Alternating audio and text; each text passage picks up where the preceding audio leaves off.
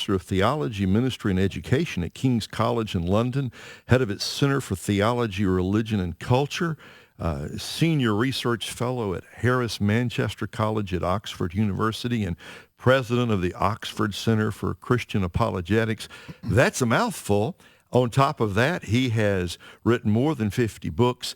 He is a terrific speaker, author. He's done a lot of work in the realm of theology, intellectual history, and helping explain the Christian faith to this generation. He's just written a brand new book from Tyndale called C.S. Lewis, A Life, subtitled Eccentric Genius, Reluctant Prophet. Alister McGrath, welcome to today's Issues. It's been very good to be with you. Dr. McGrath, I'd like to ask you here, we're coming now on the 50th anniversary of the death of C.S. Lewis. Why another biography now? Well, because we still talk about Lewis. He's very helpful. People want to know more about him. And I thought in this biography, I would try and open up questions that hadn't been opened up before. Also, my own background is I'm Irish. I used to be an atheist. I became a Christian. And actually, that's Lewis too. And so I felt I might be able to bring some personal history to looking at him that might make more sense of him. You know, in your subtitle, you call him eccentric genius and reluctant prophet. Could you just unpack both those phrases to help us understand C.S. Lewis a little bit better? Absolutely. Well, let's be clear, he really was a genius. This man is incredible. We still read him today, and he's wonderful. But back in English culture, he was an eccentric. In the right sense of that word, he was on the margins, from the center. And he didn't really fit in academic Oxford, and yet he managed to have great influence even from an off-center position. And yes, he really was a prophet. He, in effect, challenged contemporary norms. He said, here's what Christianity is. It's got something very powerful to say. But he was a reluctant prophet because he felt he wasn't the guy who should be doing this. There were others who were better qualified than he was, and they weren't doing their job. So he stepped into the gap, and he spoke the Christian faith into those cultural situations. Could you tell us a little bit about how C.S. Lewis came to true and living faith in Jesus Christ? I certainly could. It's a great story. He became an atheist as a young man. He was angry with God, if there was a God, and he felt that God was simply the kind of thing that only someone who was mad or bad or sad would believe in.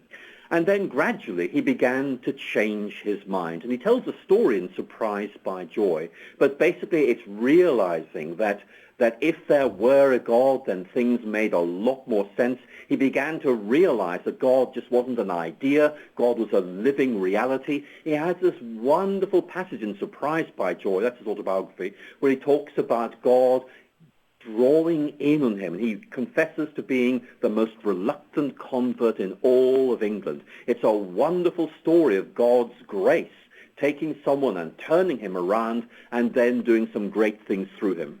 You know, I think there's a part of his family background that most of us on this side of the pond don't know anything about. You talk about the difficulties of his family and his relationship with his brother Warnie. So tell us a little bit, what words would you describe the family that he came from?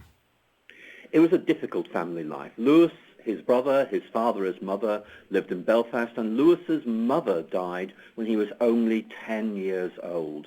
And so the father and two brothers were on their own, and they didn't really get on very well. And in effect, the two brothers went off to school in England. They began to lose contact with their father and with each other. And Lewis, I think, was quite lonely in his family life. But he read books, and in many ways, books were what kept him going. Books gave him something to put his mind around. They excited him.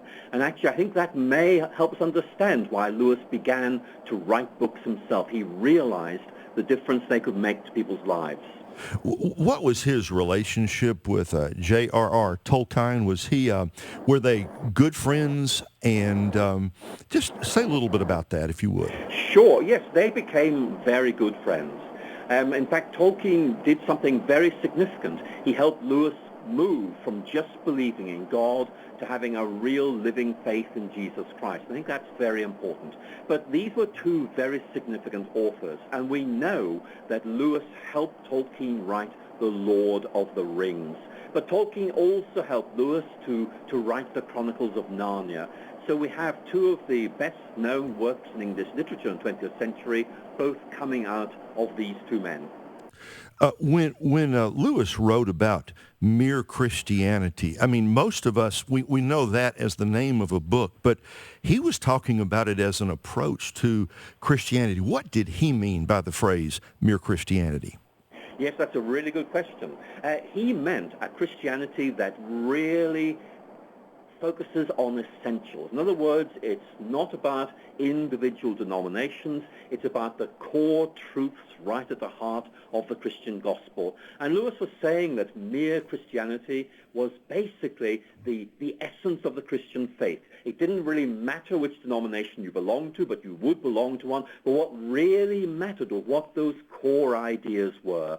And Lewis became one of the best advocates of this idea. He said, look, we can be divided about denominations, but we can still hold together on the core beliefs of the Christian faith. And I think that's one of the reasons why so many people still read him today. They see him as a very prophetic voice saying our society needs the Christian faith if it's going to survive. You can't have morals without God. I think those are very important messages to get out. We're talking to Alister McGrath. He's the author of a new book called C.S. Lewis, A Life, and it's published by Tyndale House. This is the 50th anniversary of the death of C.S. Lewis. As Ray was telling me before the program, that he died on the same day that John F. Kennedy was assassinated. Mm-hmm. Was his death big news in England?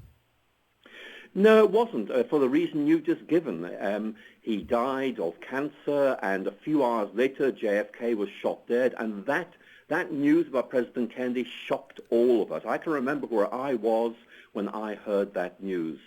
And Lewis died with his brother, and his brother was so distraught by his death that he forgot to tell people about it. So in effect, the media didn't get to hear about C.S. Lewis's death till a few days later. So it made very few ripples in England indeed. When did he get into writing fiction like the Chronicles of Narnia? Well, he got into the fiction during the 1940s, and the Chronicles of Narnia really are his best work. And he realized that if you told a good story, it would capture the imagination and it would let you begin to explore Christian ideas, Christian moral values, in a way that was much more accessible and interesting than kind of moral textbooks. And I think that's one of the reasons why so many people read Narnia today. They feel that Lewis is presenting Christian ideas, presenting Christian values in a way that really compels and is able to reach out beyond the churches into a non-Christian culture as well. What did you think of the movies? I thought they were good. It's difficult to film Narnia, I have to say, because Lewis keeps moving around all over the place, which is difficult to film. But I feel that the Narnia movies raise some very good questions, and of course they make people want to read more about Lewis, and that way they'll discover some of the great ideas that he defends in his writings. Dr. McGrath, 50 years after the death of C.S. Lewis, there is, at least here in America, there is no name greater, higher in the evangelical pantheon than C.S. Lewis. I mean, when preachers want to make a point, as you know, that we'll throw down a quote from C.S. Lewis. Yet he was not exactly in exactly the mold of what we consider today conservative evangelicalism. How do you think he would feel about it 50 years later to know how great his influence is? But would he be shocked or would he be more amused by it? He would certainly be surprised. I think conservative evangelicals have discovered things in Lewis which are unquestionably really helpful. But I think Lewis would be very surprised that he was still being read 50 years after his death. He thought that when he died, his works would simply fade away and that would be it. Give him 5 years, he said. But what's happened is people have found in him something that really enriches their faith, that gives them new ways of talking about the gospel to their culture. And actually, I'm sure C.S. Lewis would be delighted, but he certainly would be surprised. We're out of time. Wish we had more time to spend with you, Dr. McGrath. Maybe we'll have you on again sometime real soon. We appreciate you doing this work on the life of C.S. Lewis, and we look forward to reading it and talking to you again sometime soon. It's been a real pleasure. Thank you very much. Okay. We've been talking with Alister McGrath, author of C.S. Lewis, A Life, Eccentric Genius, Reluctant Prophet. I think it's now the authoritative book on the life of C.S. Lewis, just published in the last month or so from Tyndale Publications. Highly recommended.